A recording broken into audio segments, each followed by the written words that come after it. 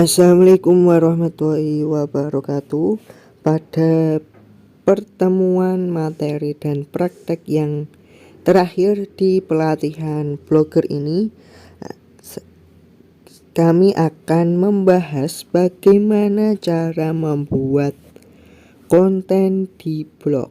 Selain itu, kita akan menjelaskan lebih detail dan lebih dalamnya. Bagi yang baru menonton video ini, silakan menonton di video sebelumnya untuk sejam jago ngeblog. Itu sudah saya jelaskan cara membuat blog dan setting-settingannya dan masih banyak lagi. Dan kali ini kita akan membahas tentang membuat konten blog. Start your content blog. Di dunia konten kreator tidak asing lagi mendengar kata next content. Dalam prosesi pembuatan blog juga ada next content. Sebenarnya Anda bisa memiliki kebebasan tersendiri untuk mengisinya dengan konten apa saja. Namun akan lebih baiknya jika konten tersebut terfokus pada suatu topik tertentu atau yang sering disebut next blog. Mulai membangun blog dengan topik yang dapat menguntungkan selayaknya memegang uang di tangan sendiri. Banyak sekali para blogger atau penulis di luar sana memperoleh pendapatannya dengan memilih topik yang tepat dan sesuai sasarannya. Nanti saya akan menjelaskan seputar next blog atau topik blog. Lanjut ke slide selanjutnya. Yang pertama kita akan menjelaskan apa itu next blog. Next sendiri adalah tema atau topik yang dibahas secara khusus di blog. Dengan memilih satu next content, kita hanya perlu membuat konten-konten dalam satu topik yang sama. Yang kita pilih tadi itu harus sesuai dengan topik yang kita buat. Next merupakan suatu hal yang berhubungan dengan konten di dalamnya suatu blog, yang dalam konten tersebut berfokus terhadap satu topik saja yang jelas dan terarah. Sebagai contoh, jika kita membuat blog dengan topik seputar finansial, maka apapun yang dibahas itu di dalam blog itu atau konten tersebut harus ada kaitannya dengan finansial, dimulai dari masalah keuangan, cara mengatur keuangan, menabung dan lainnya. Next akan menjadi hati dan nyawa sebuah blog kita bila dipilih dengan bijak. Dengan memilih next yang sesuai merupakan sebuah paradigma utama di balik blogging yang baik.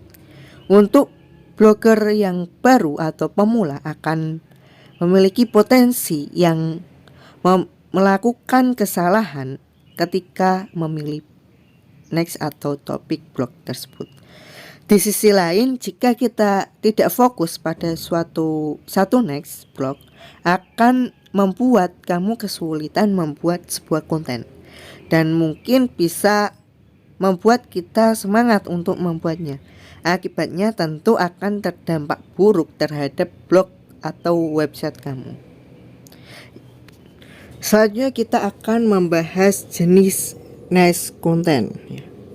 Dengan kita membuat next blog yang menarik, maka blog tersebut menghasilkan pengunjung yang lebih banyak. Maka dari itu kita perlu memahami apa saja jenis-jenis next content. Yang pertama ada micro next. Yang pertama ini merupakan next pada blog yang memiliki pembahasannya sudah lebih mendetail dan lebih menyempit. Maksudnya bagaimana dan misalnya seperti apa? Misalnya jika Anda akan membahas tentang penulisan CEO, maka Anda akan fokus pada bagian kata kunci saja. Berarti kita harus mendalam satu konten itu mendalami topik itu sendiri, seperti SEO itu. Yaitu kontennya harus fokus satu konten itu saja, keyword saja. Yang kedua ada wall niche. Jenis niche pada suatu blog yang cakupan bahasanya luas sehingga seluruh topik. Misalnya di blog Anda akan membahas topik mengenai komputer, maka di dalam blog itu Anda harus membahas mulai dari sejarahnya, perkembangannya, dan pembahasan yang lainnya yang seputar komputer tersebut. Selanjutnya ada theme next. Next ini memiliki cangkupan bahasanya terarah pada satu topik tertentu saja. Jika Anda membahas tentang penulis, maka Anda akan membahas tentang bagaimana COO sebagai seorang penulis saja. Yang terakhir ada broad next. Itu adalah jenis next pada suatu blog yang cakupan bahasanya bukan membahas secara menyeluruh, namun sebagian besar topik yang digunakan. Misalnya, Anda ingin membahas langkah-langkah menjadi seorang blogger, maka blog next ini akan mengulik bagaimana tata cara yang benar menjadi seorang blogger. Nah, ketika kita memilih next yang tepat, kita dalam memilih next itu ada sebuah kelebihannya. Yang pertama, peluang untuk tampil di halaman pertama mesin pencarian semakin besar seiring berjalannya waktu. Konten yang telah dibuat tersebut salah satunya akan memiliki kemungkinan besar untuk tampil di halaman pertama mesin pencarian.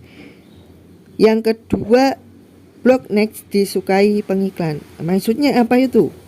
Jika ada seorang yang menyukai blog kita dan kebetulan memiliki produk yang sama dengan hal-hal berkaitan dengan blog kita, dan secara tidak langsung mereka juga ingin memasarkan produknya melalui halaman konten kita.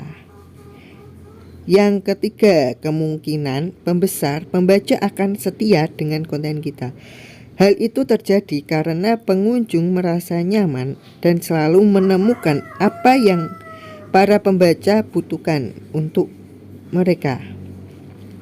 Yang terakhir, memiliki daya konten yang dapat dipercaya.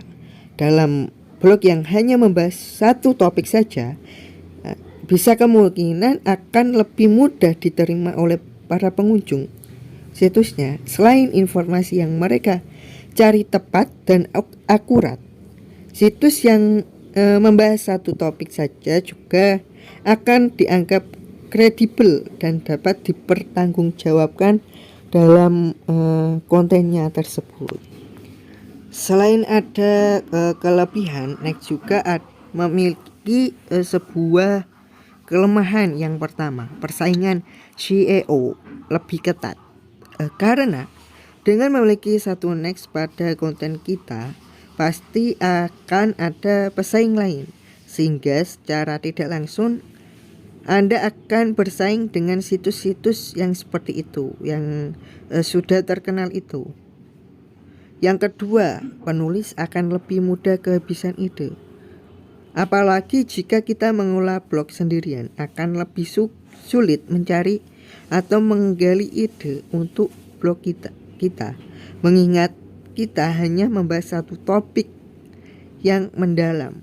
Yang terakhir yaitu jumlah trafik yang cukup terbatas. Jumlah lalu trafik data yang bisa didapatkan dari konten akan terbatas bergantung pada banyaknya pengunjung yang tertarik pada topik yang kita tulis. Namun ada cara untuk mengakalinya, yaitu dengan membuat konten dengan topik lain yang masih berhubungan dengan topik yang telah kita buat yang lebih awal. Kenapa kita butuh namanya topik? Apa itu next dan kenapa kita membutuhkan next? Next atau dalam bahasa Indonesia disebut topik ya. Secara sederhana, next adalah batasan dan jalan blog kita.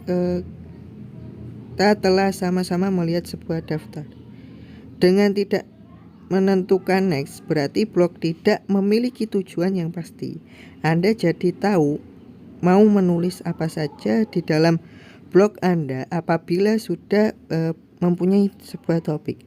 Lalu jika dilihat dari sudut pandang pengunjung blog atau nether, kita harus punya sebuah topik agar pengunjung tahu blog Anda itu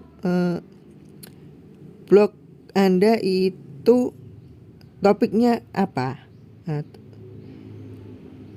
menjelaskan seputar apa, agar ketika pengunjung mencari suatu hal yang ternyata Anda punya dengan lengkap, jelas, dan komplit, maka pengunjung akan datang ke blog Anda.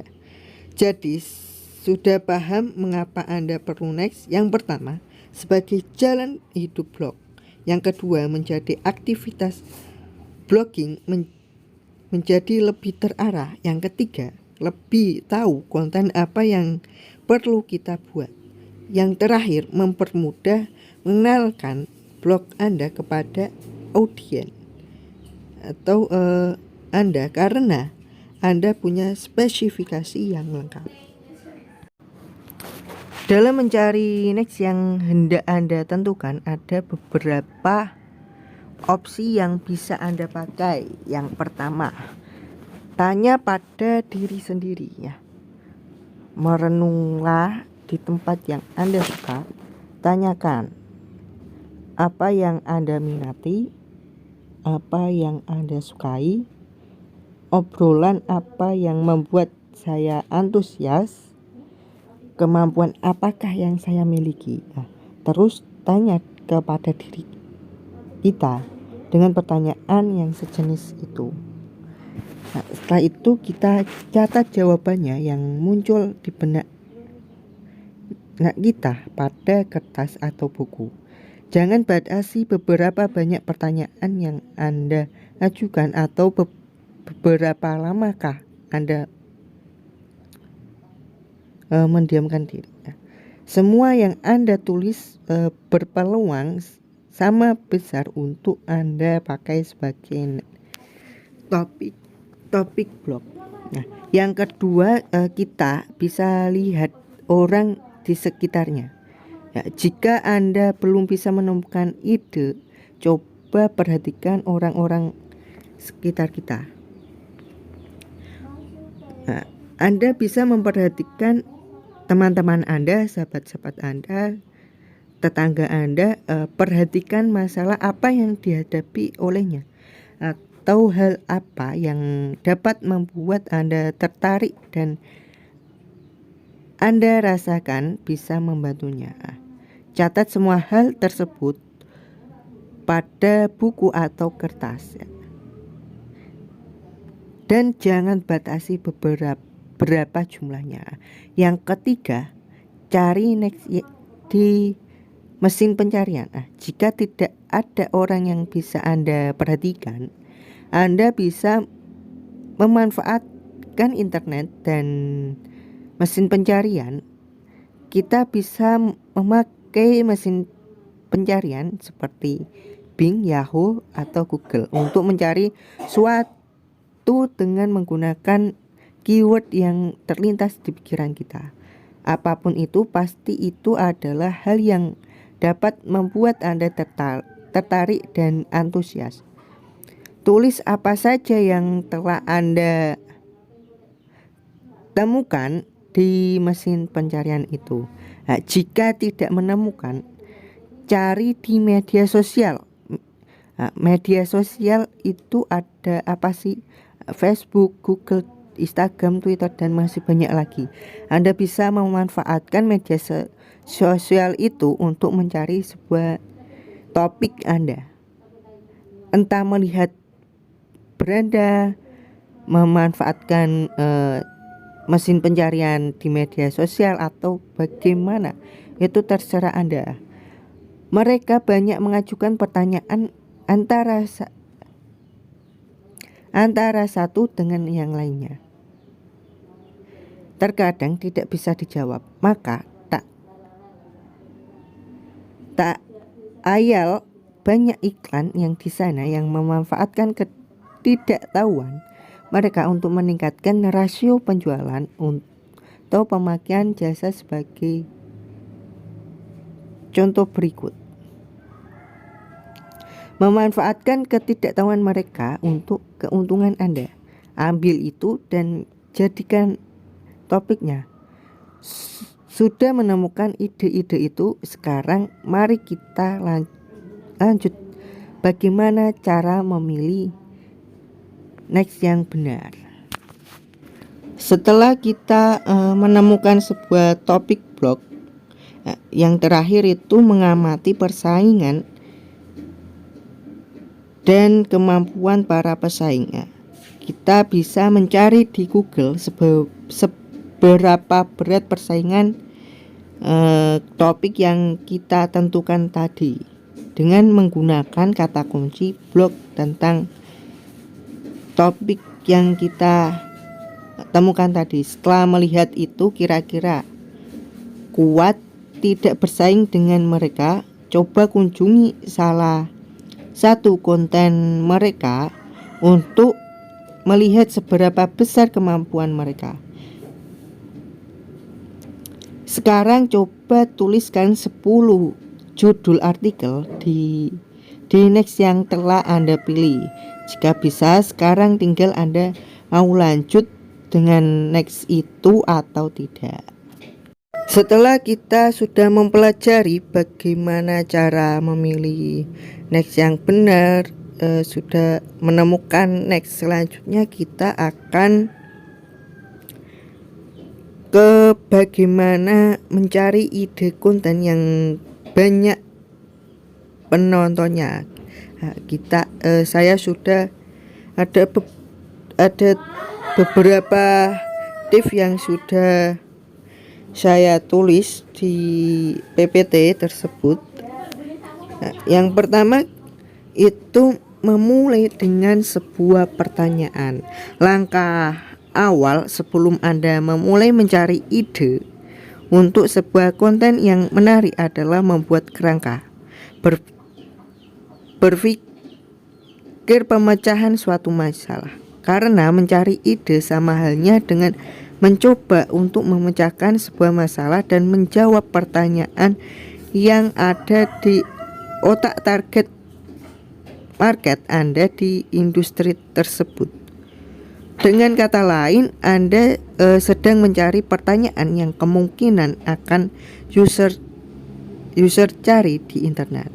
Nah, jika produk yang Anda miliki adalah keuangan dan target marketnya adalah milenial yang belum pintar menabung, maka kemungkinan besar pertanyaannya adalah kerja rajin kok tidak punya tabungan sih, ya itu. Besar kemungkinan ketika mereka melihat konten dengan judul rahasia menabung meski gaji di bawah 100.000, mereka akan melihat konten tersebut sampai habis, tidak peduli itu tentang marketing apa yang Anda gunakan untuk memposting konten itu. Jadi mulailah dengan membuat kerangka berpikir bahwa Anda akan menjawab pertanyaan dengan konten Anda dengan judul konten yang jelas dan punya tujuan. Setelah itu Anda bisa memulai konten baru dengan berbagai sumber yang sudah dirangkum pada pada yang sudah saya tulis tadi. Nah, yang kedua yaitu cari di forum. Nah, salah satu tempat yang paling dikunjungi saat mencari ide dalam membuat sebuah konten di internet adalah forum yang digunakan banyak orang untuk mengajukan berbagai topik pertanyaan seperti Quora dan Yahoo dan masih banyak lagi. Nah, cukup masuk ke forum itu. Nah, setelah itu kita ketik topik yang kita cari atau next yang kita cari ya. Setelah kita ketik itu akan menampilkan beberapa ratusan pertanyaan yang bisa diubah menjadi sebuah konten. Nah, selanjutnya jika tidak bisa dengan forum itu, kita bisa mencarinya di riset keyword di Dimia ID. Di Dimia ID adalah sebuah tool yang akan membantu Anda menemukan sebuah produk dan menemukan sebuah ide konten blog, YouTube, dan media sosial lainnya. Anda juga bisa mengunjunginya. Cukup ketik topik yang Anda akan searching atau cari. Nah, secara otomatis Dimia.id akan memproses kata kunci tersebut untuk menampilkan kata kunci terpopuler dan ide konten terpopuler di internet. Nah, bahkan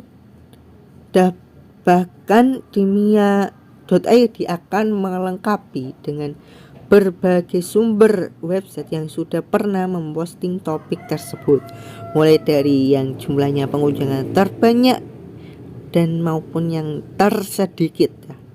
Jika Anda gulir satu menu di atasnya, Anda akan menemukan sebuah menu keyword ID, menu yang sangat berguna dalam menemukan konten tersebut. Dari kata kunci inilah Anda bisa menciptakan berbagai macam konten menarik baik di blog maupun YouTube maupun di media sosial lainnya. Pilihlah salah satu kunci itu mulai dari yang jumlah pencarian terbanyak dan tingkat persaingannya organik atau kecil. Jika belum menemukan, kita bisa melihat konten populer yang di kompetitor. Nah, lakukan scanning pada website, channel YouTube, dan profil media sosial milik kompetitor yang Anda sukai. Nah, teknik ini menjadi salah satu sangat mudah dibanding tips-tips yang sebelumnya.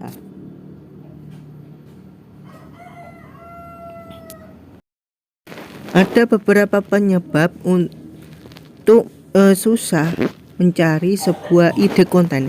Nah, yang pertama adalah benar-benar stok kontennya itu habis. Benar-benar kehabisan stok konten dan kehabisan ide juga bisa saja terjadi ketika otak kita kelelahan dan beban berat yang menjadi arah pikiran kurang fokus dan error. Yang kedua, kurang istirahat. Salah satu penyebab kehabisan ide adalah kurang istirahat. Hatnya seorang blogger. Banyak blogger yang memaksakan diri pada dunia online dengan sengaja atau tidak untuk terus bekerja atau untuk hal lainnya seperti mencari informasi, aktivitas blog, walking, atau hal yang lainnya. Tanpa disadari, hal ini akan menyebabkan efek yang kurang baik terhadap tubuh sampai berimbas pada refresh pikiran kita dalam mencari dan menemukan sebuah ide. Jadi setidaknya kita mengatur jam istirahatnya untuk menyegarkan tubuh kita supaya ide-ide itu bisa dicari atau ditemukan ya. Yang ketiga itu kurang healing atau refreshing. Penulis atau blogger itu butuh namanya refreshing, karena refreshing itu sangat dibutuhkan untuk membantu penyegaran otak kita. Refreshing dapat dilakukan walaupun hal kecil yang kita lakukan seperti jalan-jalan ke rumah, di sekitar rumah, jalan-jalan membeli makanan atau bercanda dengan teman. Ini dapat membantu merefleks otot penyegaran pada sendi-sendi yang kaku, atau juga bisa berpergian menggunakan sepeda dan sepeda motor, atau berlibur di wisata. Menurut saya, refreshing yang mudah dilakukan adalah refreshing atau healing yang menggerakkan banyak otot seperti berjalan, olahraga kecil maupun bersepeda. Walau terlihat sepele, akan tetapi itu yang lebih efektif. Yang terakhir penyebabnya adalah banyak pikiran. Beban berat pikiran yang harus ditompang aktivitas sehari-hari berkemungkinan besar akan menyebabkan pikiran buntu dalam menemukan sebuah ide. Contoh, saat kita memikirkan hal lainnya atau ada masalah kecil yang tersimpan ini akan membebani isi memori otak kita. Apalagi masalah kecil yang sering muncul seperti cekcok hal sepele. Hal ini akan secara tidak langsung ini akan memberi efek yang kurang baik terhadap pencarian sebuah ide konten. Selanjutnya kita akan membahas bikin konten kreatif dari hal yang kecil. Caranya itu seperti bagaimana? Yang pertama itu mengamati kehidupan di sekitar kita. Ada banyak cerita dari kehidupan sehari-hari yang menarik untuk dibagikan. Cerita itu bisa kamu tulis menjadi suatu konten. Selain itu, masalah-masalah yang kamu hadapi juga bisa digali dan dikembangkan menjadi sebuah konten kreatif. Jadi mulailah aware dengan kehidupan sekitar kita, karena konten seperti ini akan banyak dicari orang. Yang kedua, kita buat konten yang komunikatif. Jangan buat konten yang terkesan menggurui. Lebih baik kamu membuat konten yang komunikatif. Kamu bisa memulai dengan membuat konten yang dibikin orang bertanya-tanya dan penasaran. Lalu buatlah perkenalan yang mengesankan dan sampaikan konten terbaikmu dengan penyampaian yang baik. Yang ketiga itu mencari referensi dari internet. Sebelum membuat suatu konten yang kreatif, kita mencari referensi terlebih dahulu terkait konten tersebut yang akan kita buat. Pelajari tema atau topik yang akan kamu angkat. Lihat juga konten-konten dengan tema yang hampir sama dengan kontenmu. Tapi ide referensi ini bukan untuk dicontek atau diplagiarisme. Kita buat sendiri, orisinil. Selanjutnya itu membuat ciri khas. Ciri khas jadi persoalan penting agar kontenmu bisa dikenal dan selalu ditunggu-tunggu. Mulailah dengan membuat ide konten yang konsisten dengan tema atau sudut pandang yang sama. Jika sudah berhasil menemukan ciri khas, kamu bisa mengembangkan sebuah ide tersebut tanpa lepas ciri khas itu agar lebih mudah dikenali. Buatlah ciri berupa tagar. Ciri tersebut juga memudahkan orang mencari konten milik kita. Selanjutnya kita akan membahas tentang mengembangkan konten yang berkualitas dan menarik.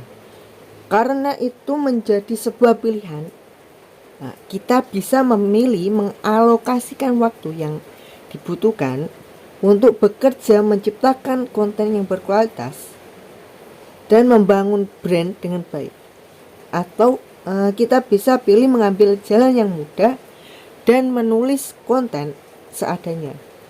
Pilihan yang akhirnya bisa merugikan kita sendiri karena hanya akan membuang-buang waktu dan energi.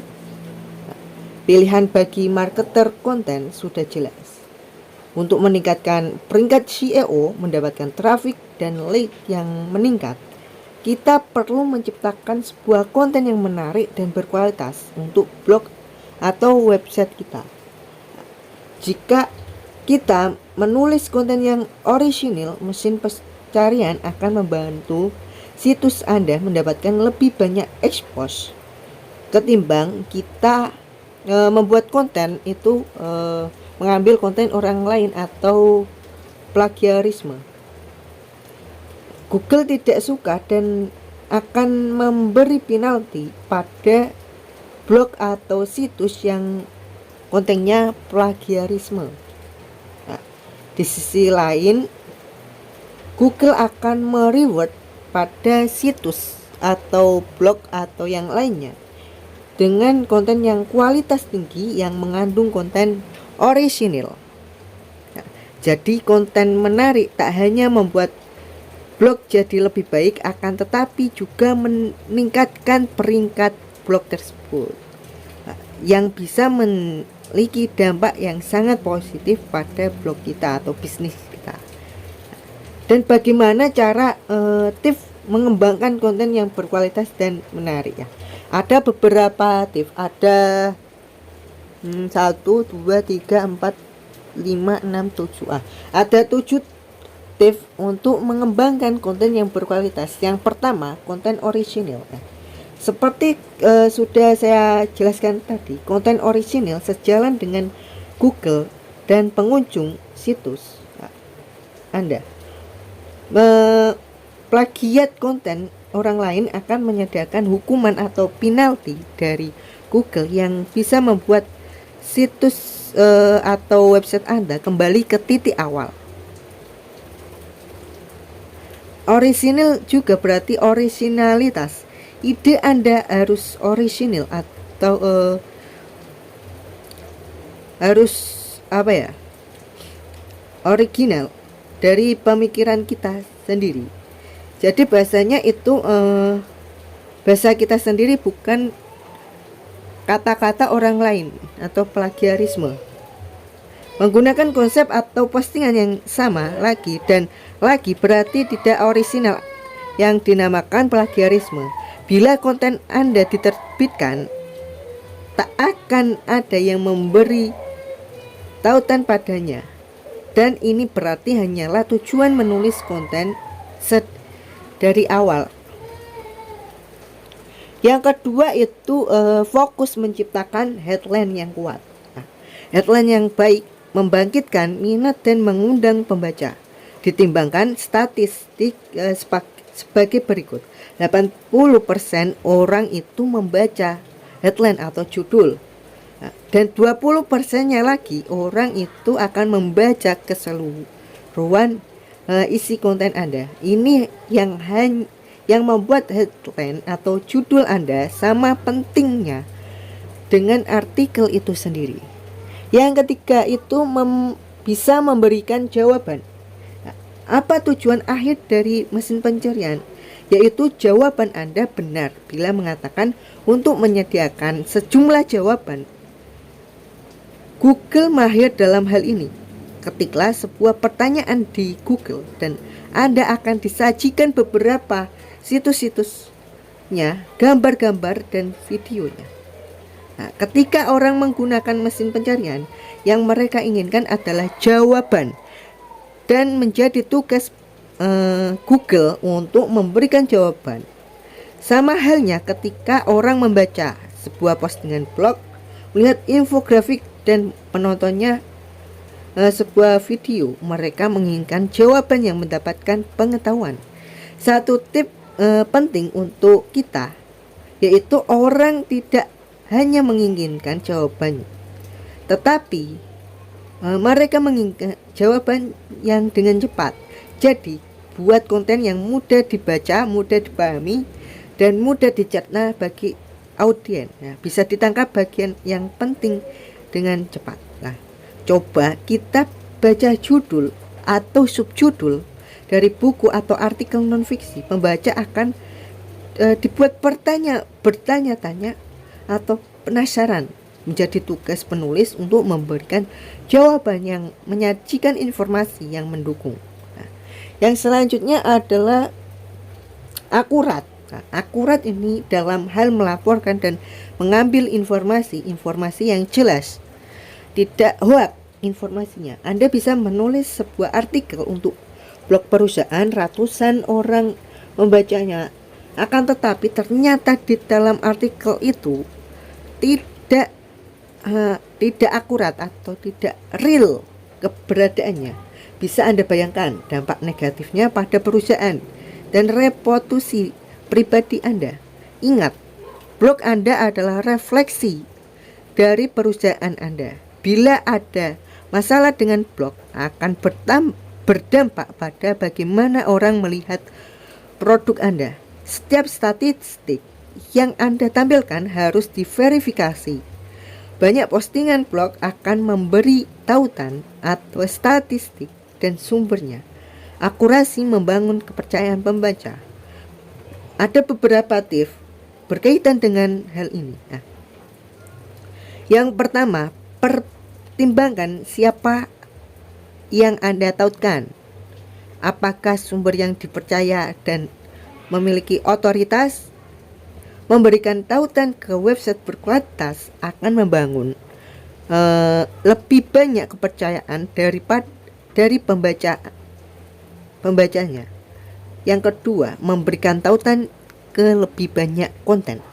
Nah, semakin banyak Anda mendukung apa yang kita tulis, konten kita akan menjadi semakin terpercaya. Yang ketiga, buat tautan ke sumber dan konten lain untuk membantu mesin pencarian untuk mengetahui isi dari konten kita dan bagaimana seharusnya konten ini dikategorikan. Yang keberapa ya? Yang kelima adalah menciptakan engaging konten. Itu maksudnya menawarkan sesuatu yang baru, perspektif baru, pengetahuan baru, suatu yang bermanfaat, menginspirasi atau menghibur. Konten yang memberi pembaca suatu yang belum pernah mereka lihat sebelumnya. Ada beberapa tips untuk membantu Anda menulis konten yang mengaging. Yang pertama, membuat membaca bertanya-tanya. Ini bukan berarti membuat postingan yang belum selesai, akan tetapi menyertakan pertanyaan yang membuat pembaca merefleksikan bagaimana mereka bisa mengimplementasikan pengetahuan yang Anda berikan. Yang kedua, bagian perkenalan yang mengesankan. Ingin tahu bagaimana cepatnya orang membuat penilaian tentang sebuah postingan blog kita. Kebanyakan orang mungkin hanya perlu membaca beberapa kalimat awal untuk menentukan sebuah postingan layak dibaca atau tidak. Beritahu pembaca ketika mereka itu perlu tetap berada di konten Anda dan beritahu apa yang akan Anda bahas di blog post ini buat mereka ingin membaca. Yang ketiga, orang menyukai cerita. Nah, Anda bisa gunakan anekdot atau cerita lucu di bagian perkenalan atau cerita dalam postingan blog. Cerita bisa membantu mengklarifikasi sebuah poin. Bila memungkinkan, tambahkan cerita pada postingan Anda. Ini akan membantu postingan lebih engaging dan juga membantu pembaca belajar. Nah, bila Anda menyediakan konten yang seperti itu yang mengundang banyak komentar, mesin pencarian akan menganggap postingan Anda penting dan update secara teratur. Ini jadi cara bagus untuk membuat mesin pencarian kembali ke situs Anda lebih sering. Ya, selanjutnya komunikasi ya. Ini berkomunikasi lebih baik dengan menambahkan gambar atau video. Nah, orang belajar dengan tulisan saja itu membosankan. Nah, lebih bagusnya kita membuat konten itu ada gambarnya dan videonya supaya pembacanya itu tidak bosan dan tidak bisa belajar lebih baik lagi dengan cara mendengarkan atau yang ditambahkan visual membuat orang belajar lebih baik.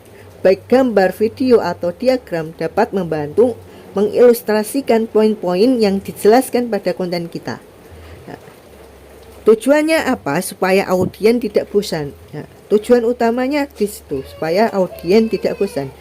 Nah, silahkan buka buku modern manapun dan Anda akan menemukan gambar-gambar yang digunakan untuk meningkatkan pengalaman membaca dan pembelajaran dari penulis. Apapun yang Anda tuliskan, tambahkan gambar. Tak ada yang mau melihat paragraf atau teks saja. Jadi tambahkan gambar untuk membangun atau menambahkan nilai atau interaksi kepada audiens. Yang selanjutnya itu tulis konten yang pendek dan meruncing. Nah, satu pelajaran menulis yang penting adalah membatasi kesalahan. Ini cukup menantang dan membutuhkan kerja keras. Akan tetapi, membuat komposisi Anda jadi lebih baik. Tak ada yang lebih baik selain memposting blog atau artikel yang singkat dan langsung pada inti persoalannya yang berisi informasi itu. Jadi jangan fokus pada jumlah kata. Posting blog yang lebih panjang tidak berarti postingan yang lebih baik.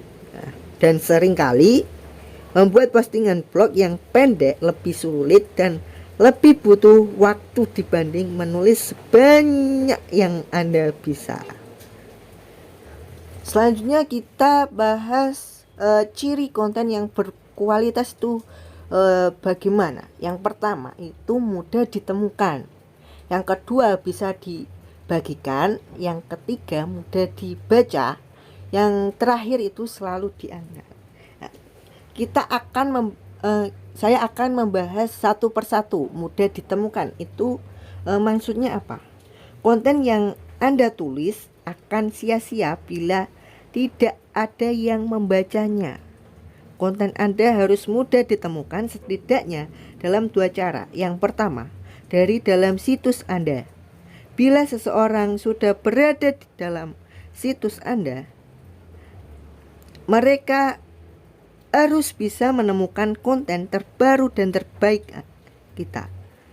Yang kedua, dari luar situs Anda. Ini berarti melalui mesin pencarian. Orang yang tidak tahu kita atau website kita harus bisa ditemukan kontennya melalui mesin pencarian Google. Cara terbaik untuk bisa ditemukan oleh pencarian adalah menyesuaikan konten dengan kata kunci yang relevan, lalu optimasi konten untuk kata kunci tersebut. Nah, ciri yang kedua yaitu bisa dibagikan. Nah, ada dua hal yang membuat konten kita bisa dibagikan. Yang pertama, orang bisa membagikannya. Ketika orang menemukan konten yang sangat bagus, mereka ingin menyebarkannya, setidaknya mencantumkan di timeline Facebook atau yang lainnya. Yang kedua, konten mudah dibagikan. Buat orang yang membagikan konten Anda. Nah, Ada beberapa hal dasar tentang konten yang bisa dibagikan. Yang pertama, mulai dengan sesuatu yang benar-benar bagus. Apakah kita ingin membagikannya? Bila kita malu memberitahu teman apa yang baru saja kita posting, ini berarti konten kita tidak cukup bagus. Yang kedua, alokasi waktu untuk framing.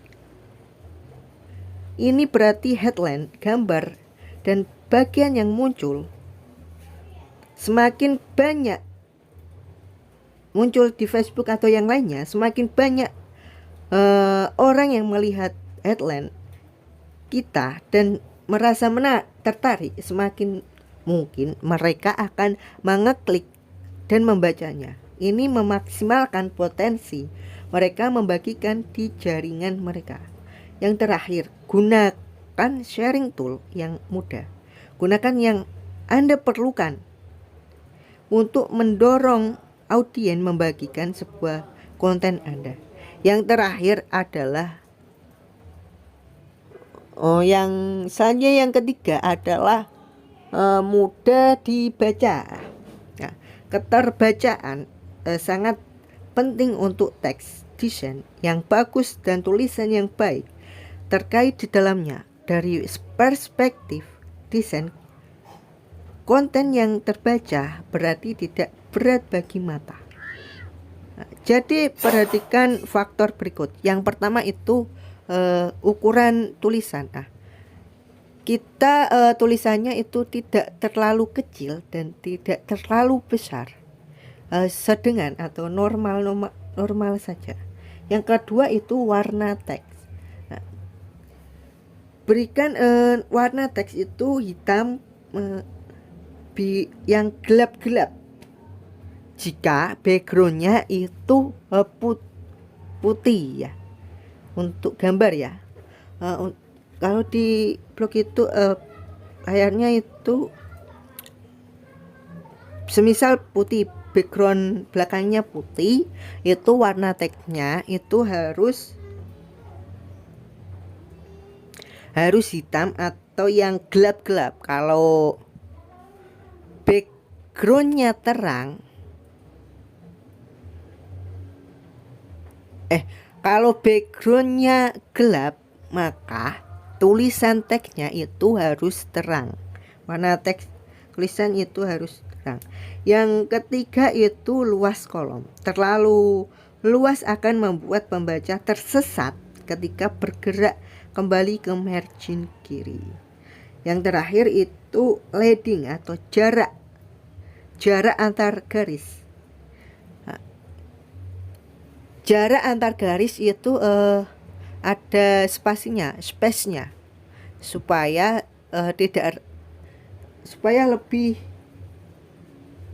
lebih mudah dibaca dan mudah dimengerti. Yang selanjutnya, ciri yang selanjutnya, yang terakhir, yaitu selalu diingat. Konten yang bagus tidak hanya menghibur Anda selama 1 menit dan lalu hilang dari pikiran. Konten selalu kita ingat, membuat kita kembali mengunjungi dan merekomendasikan kepada teman-temannya. Kita bisa membuat konten lebih memorable dengan memastikan menjawab pertanyaan so what, atau dengan membuat konten yang tidak hanya meniru apa yang orang lain sudah katakan. Menulis konten berkualitas dan menarik bukan hal mudah, akan tetapi akan terasa lebih mudah ketika kita menulis sesuatu yang kita miliki fashion di dalamnya. Hal menarik tentang konten adalah tidak lekang oleh waktu. Kita bisa menulis suatu hari ini dan 3 tahun yang akan datang dari sekarang, apa yang Anda tulis masih tetap dilihat dan bisa dibagikan ke orang lain yang membawa trafik kembali ke blog Anda. Selanjutnya kita akan akan membahas tentang SEO. SEO Search Engine Optimization adalah proses mengoptimalkan sebuah blog atau konten kita untuk menghasilkan yang lebih baik di mesin pencarian, yang dapat membantu situs kita secara efektif dan juga menentukan tentang apa situs kita tersebut. Tergantung pada kita sendiri seberapa baik kita mengoptimalkan konten kita untuk search engine dan juga menentukan kualitas konten kita. Kemudian search engine memutuskan situs web kita di Google pencarian. Mengapa SEO itu penting? Karena SEO adalah salah satu cara hebat untuk meningkatkan jangkauan kita, jangkauan situs kita, penjualan, pemasaran, dan hasilnya banyak prospek atau klien. Pada dasarnya SEO membantu untuk mengarahkan pengunjung yang ditargetkan atau organik ke situs web kita.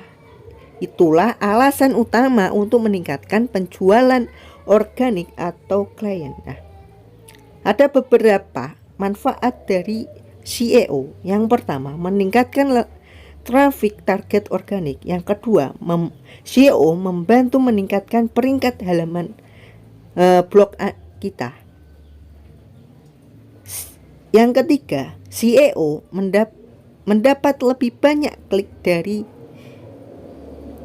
dari audiens. Yang keempat, kita tidak perlu membayar dalam iklan untuk SEO. Yang kelima, membangun kesadaran merek. Yang keenam, SEO bisa menjadi strategi pemasaran jangka panjang. Selain itu, SEO dapat meningkatkan pengikut Anda di media sosial.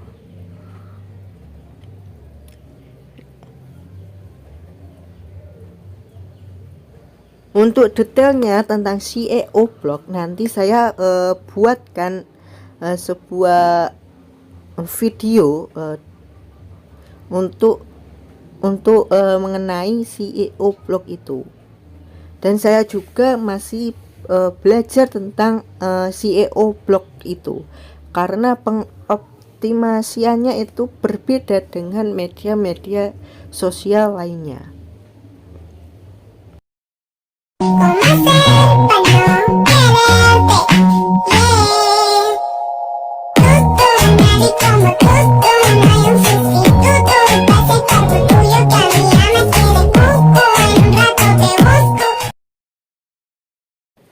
Sekian dari materi pada sesi yang terakhir ini. Semoga bermanfaat dan selamat mencoba. Nanti ada tugas-tugas pada sesi yang kedua. Untuk tugasnya sudah saya share di grup WA. Ada di slide terakhir pada PPT-nya ya.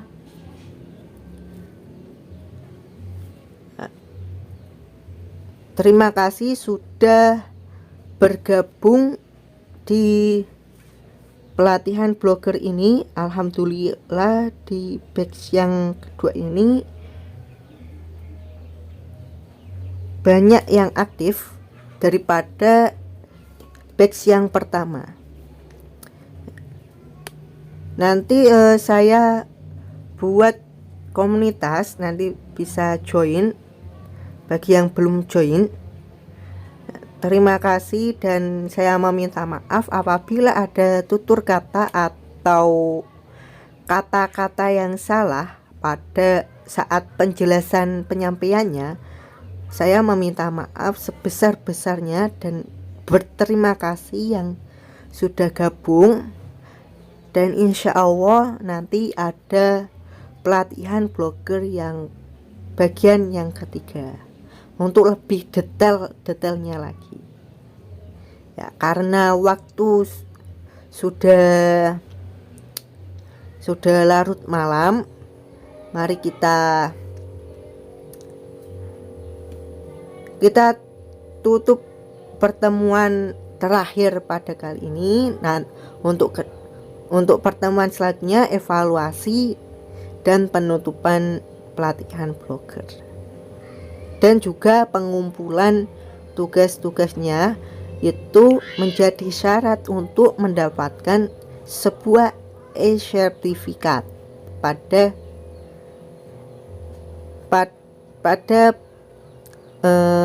pelatihan blogger ini. Ya. Akhiri, wassalamualaikum warahmatullahi wabarakatuh. Semangat untuk belajarnya, jangan lupa jaga kesehatan dan tetap semangat. Sampai jumpa di pelatihan dan event-event selanjutnya. Dan jangan lupa join tentunya. Terima kasih.